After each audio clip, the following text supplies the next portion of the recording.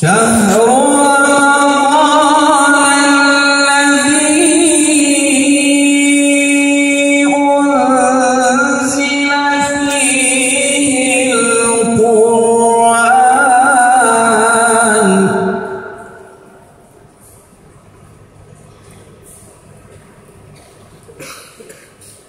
هدى للناس وبينات من الهدى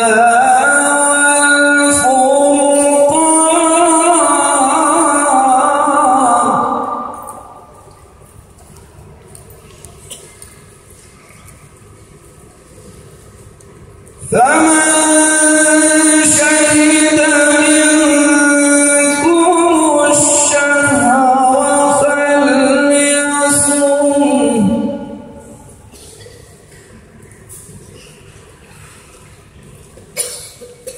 فمن شهد منكم الشهر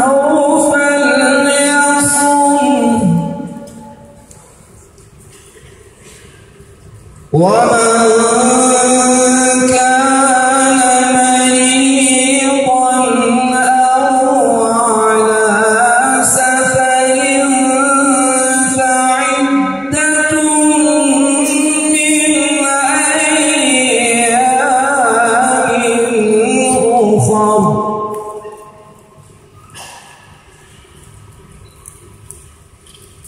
يريد الله بكم اليسر ولا يريد بكم العسر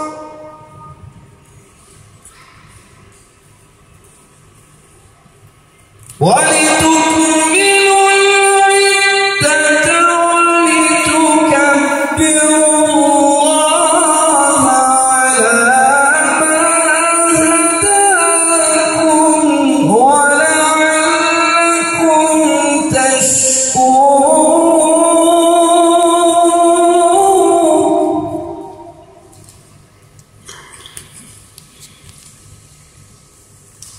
وإذا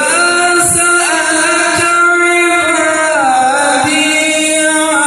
عني فإني قريب